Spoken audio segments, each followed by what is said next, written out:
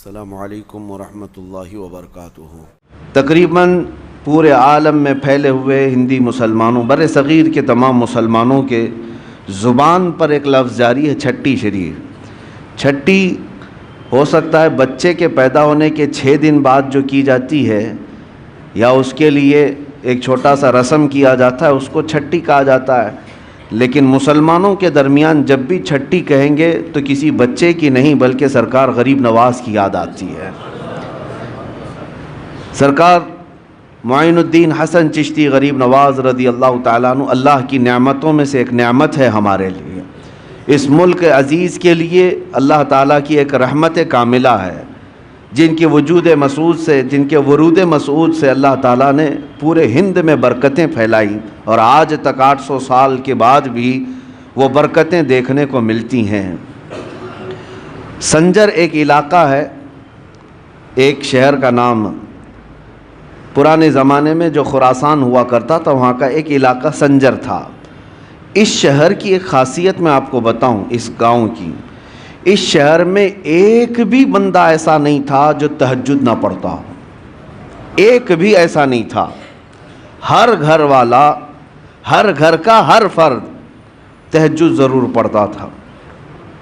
ایک دن ایسا آیا کہ صبح ہو گئی اچانک اور کوئی تہجد کے لیے نہیں اٹھا۔ یہ اتفاق کی بات نہیں ہے، اس میں بوڑھے بھی ہیں، جوان بھی ہیں، سارے لوگ ہیں، کوئی ایک بھی بندہ ایسا نہیں جس کی تہجد چھوٹتی ہو۔ تہجد کے لیے ان سب کا اہتمام ہوا کرتا تھا، پورے شہر کا، پورے گاؤں کا۔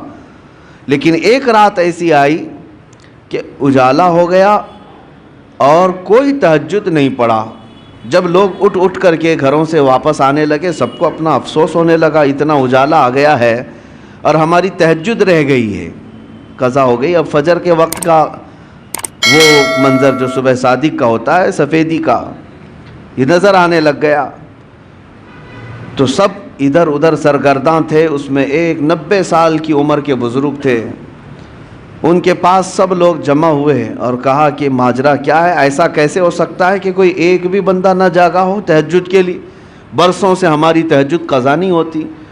اس بزرگ نے سارے لوگوں کو جمع کیا، سنجر کی بات کر رہا ہوں، سنجر کی بات کر رہا ہوں، کہا کہ میاں یہ جو سفیدی تم دیکھ رہے ہو، یہ صبح سورج کے نکلنے والی سفیدی نہیں ہے، ابھی رات موجود ہے اور تہجد کا وقت بھی باقی ہے۔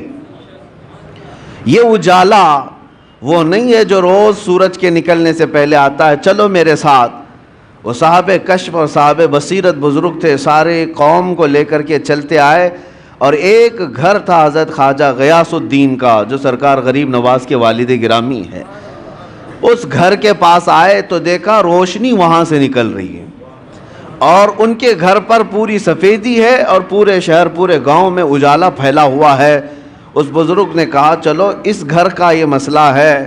آئے، گھر پر دستک دیا تو حضرت خواجہ غیاث الدین باہر آئے، پوچھا کہ کیا معاملہ ہے؟ تو مسکراتے ہوئے کہنے لگے آج میرے گھر میں بیٹے کی ولادت ہوئی ہے، اور اس کا نام حسن رکھا گیا ہے۔ یہ وہی ولادت ہے جس کو آج پورے عالم میں غریب نواز کے نام سے یاد کیا جاتا ہے۔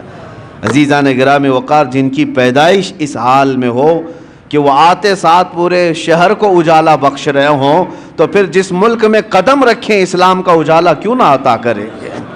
وہ کفر کی اندھیریوں کو چھانٹ کر کے ہمیں اسلام کی روشنی دینے کے لیے ہی تو آئے تھے۔ عزیزان گرامی، سلطان الہند معین الہند سرکار غریب نواز رضی اللہ تعالیٰ عنہ سے ہماری صرف محبتیں اور عقیدتیں وابستہ نہیں ہیں، بلکہ ہمارے ایمان اور اسلام کا رشتہ جڑا ہوا ہے۔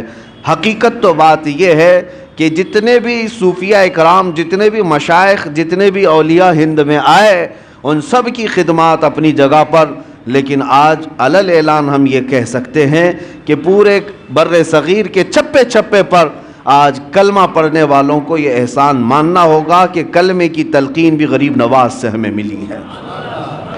سلطان الہند سرکار غریب نواز رضی اللہ تعالیٰ عنہ کی بے انتہا وسعتیں، محنتیں، ان کی کاوشیں تھی، جس کی وجہ سے اسلام آج ہر جگہ یہاں پر پھیلا ہوا اور چمک رہا ہے، اور اسی وجہ سے اب ہمیں ڈرنا بھی نہیں چاہیے کہ یہ غریب نواز کا پھیلایا ہوا دین ہے۔